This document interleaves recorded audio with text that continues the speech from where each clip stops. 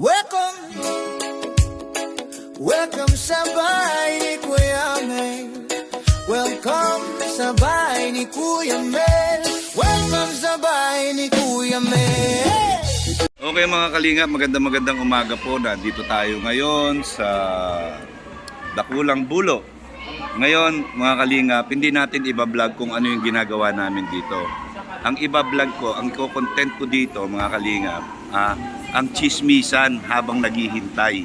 Okay? Let's go. Ayan mga kalingap, ito po yung grupo na mga Marites. Ayan. So, ayan po. So, mga kakosa, mga kalingap dyan, mga kapartners, anong latest? Anong latest? Ayan. Tungkol sa bitlog. Betlog. Yan, ano meron sa betlog?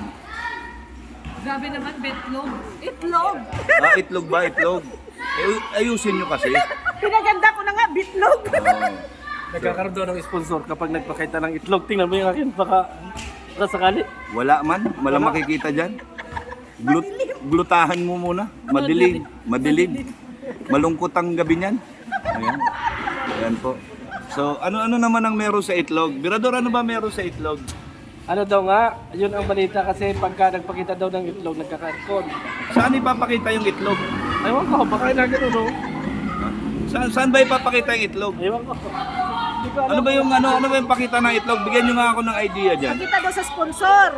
Papakita sa sponsor yung itlog. Para magka-aircon ka, Kuya Mel. Para magka-aircon. Grabe, ano yan? Hindi ko alam yan Ano yan? Paliwanag mo. Hindi. Ito naman to si Kuya Mel, di daw niya alam. Alam na alam mo yan. Actually, matagal nang biruan yan. Nasa Oh. lighthouse pa. Yung mga kapatong. Alam mo yan, kapatong. Oo.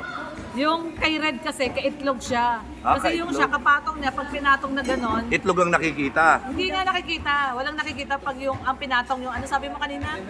Yung betlog. Hindi, yung kanina sabi mo. Yung utin. Oh. Ano ba? Pag yun ang pinatong sa kanya, hindi nakikita kasi maiksi lang. Maiksi lang kasi. Oo, kaya hindi nakikita. Ngayon, ginawa niya, binaliktad niya yung Camera. camera. Pagkabaliktad naman ganun, ang nakita, itlog. Itlog. Grabe talaga. Yung palang kwento, no? Yun yung kwento, no? Matagal na yun. Matagal. na matagal. Alam ko, ano pa lang ako, grade 1 pa lang ako noon. Kwentuhan na yan sa lighthouse Oo. Hindi naabutan ni Birador yun Hindi niya na naabutan niya. Yung pala matagal na pala pero. Matagal na yun. Baka ito, nagpakita ng itlog to. Si Birador? Nag-inuba eh. Nagkainom ba? Dati lang. Pagpunta sa lighthouse, nakamotor lang. Oo. Pagbalik, naka-inuba na. Ay, grabe. Meron ka ba pinakitaan ng itlog? Wala. Yung amo ko sa Saudi, pinakitaan ko. Pero nakita ang itlog sa resort. Ay, oo, nag-swimming ka, naka-briefs. Wala nang brief yun? Walang brief yun, tinapong ko brief nito. Wala pa. Oo. So yan pala yung ano ngayon, yung issue ngayon na itlog-itlog ba yan? Ang tanong, si Mr. J kaya may ipapakita? Yan Mr. J, may ipapakita ka bang itlog? Wala akong ipapakita, ito lang ang makita. Agoy, ginoo ko. Pang happy yun sa itlog. Wala. Paano makahawak ng ano yan? Gusto mo hawakan din. Hindi. Seryoso.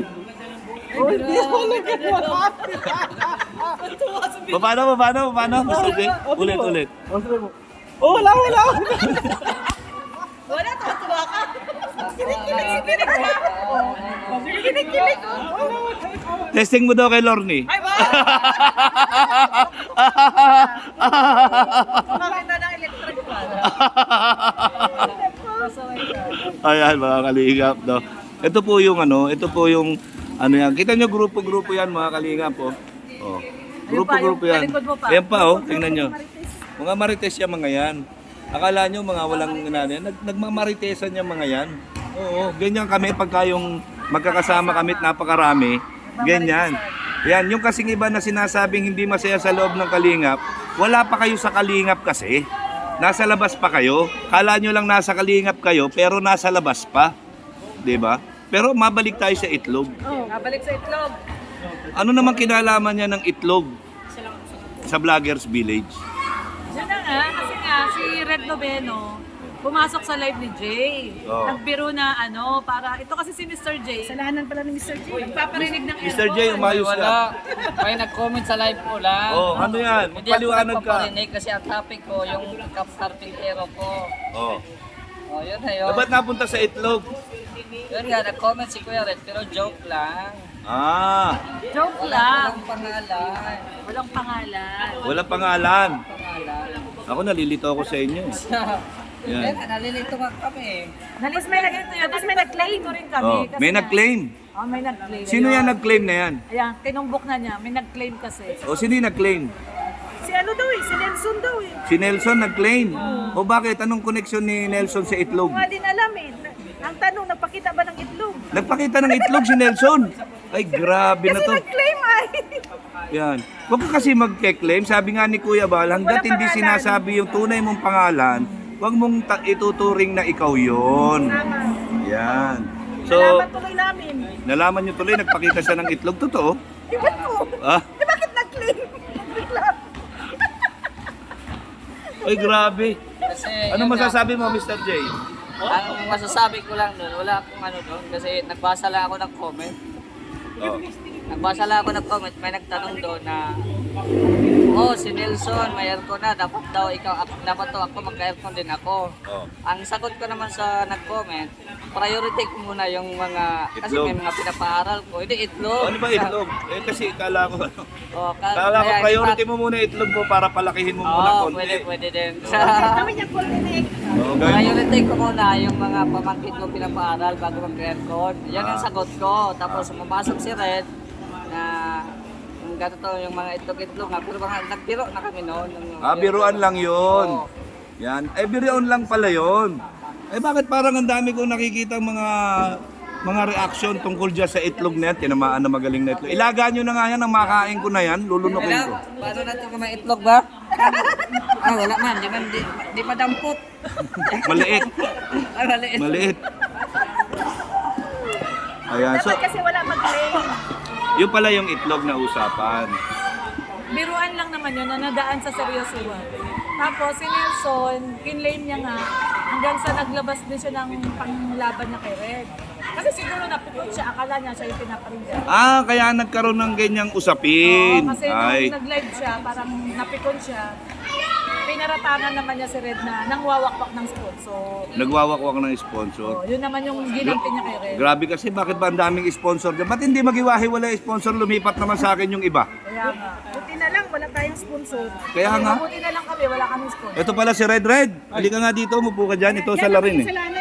Bakit? Yan kasi, Siya yung kaitlog. yan, ang inaano ko dito, bakit ako kako? Anong meron sa itlog? Ah, ganito yun. Yung biruan sa lighthouse na ano pa nun? Di ba yung kapatong alam mo yun? Huwag mo akong idamay dyan. Nag-i-interview ako eh. Katyan ka nga eh. Ah? Yun ka probably katyan. Katyan. Tinamaan na magaling to mga to. Dawit pala ako dyan. Tayo yan ang sa lighthouse. Si Joey kapatong. Kasi Yan ba yung para magkaroon ka ng sponsor, motor. motor, Oh. kailangan ipatong mo yung utin mo sa camera. Yan. Grabe. Yun. Ang problema ko noon, hindi umaabot ito bagay yung camera, hanggang dito lang. Ulo lang yung nakikita. Oo. Wala nga eh. Nakikita na dito yung camera eh. Yun ang problema ko. Oh. Kaya pag binaliktad ko, itlog. Kaya yun yung istorya ng itlog. Ay, grabe naman. Grabe naman. Eh, paano kung ako maglalagay dyan? Eh, lalagpas dito. Kalahati. Lagpas. Kalahati lang to. Lalagpas ditong ganyan. Hindi makikita rin yung ano. Kaya nga katyan eh. Itlog din yung makikita. Katyan. Sa tiyan. Katyan, kasi kasama Kasi ang tiyan. pagka inano ko doon, tiyan yung makikita, hindi yung ano. Natabunan na. Oo. Yun yung istorya no. Yan pala yung istorya noon. So, kumbaga ba, wala naman pala pinatutungkulan yan. Wala. Wala naman pala. Eh, yun naman pala eh. Eh, bakit parang ginagawa ng issue? Hindi kasi mayroong... May mga nagsusumbong. Siguro, ewan ko kung yung nagsumbong, anong balita doon? Ah, mga nagsusumbong. Sino yung nagsumbong, Mga Mr. J? viewers din. Mga viewers. Kilala mo? Hindi. Hoy! Nagsusulsol. Nagsusulsol! Sino yung Yes. nagsusulsol? Maraming nagsusulsol doon sa live niya. Sa live niya, maraming nagsusulsol. Maraming mga sulsol. Anong pangalan? Si ano, tsaka si ano, tsaka si ano. Oh, grabe naman ang dami. Ang pangalan niya ay si Toot. Oh, si Tut. Ay, grabe. Ikaw, Rhea, anong alam mo doon?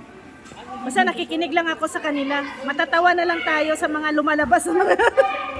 mga issue nila. Hindi, kasi ako naman Kuya Miel, kaya nakikita naman natin doon sa comment section kung sino sila. Pero ayokong pangalanan. Unang-una, mga private person naman yung mga yan. Mga viewers lang. So huwag natin pangalanan. Ay, grabe naman Respeto pala. rin sa kanila. Kahit Tama. na nagsusulsul sila. Tama. Respeto pa rin. Mga kasulsol, yan. Yan, mga kasulsul. Mga kasulsol. Kami ni Rhea, mga kasuso. Mga kakasuso. Mga kasuso. Yung iba sila kasulsul. So, kayo, kasuso. Yan, ikaw, Kaitlog. kaitlog. Ako, Kachan. Kachan. katsan. Puro tiyan na lang, wala nang itlog. Natabunan na. Oh. Grabe, yung pala yung istorya nung ano. Yan mga kalingap, mga ate, mga kuya. Nakuha natin ang panig nitong mga ito. Ngayon, ang gagawin natin, kakausapin ko naman si Kaitlog. Ay, si Kaitlog. Si Nelson. Ano Yan. ang tawag doon? Sa kay Nelson. Kasi na-issue ang kaitlog. Hindi kaitlog. Kaitlog.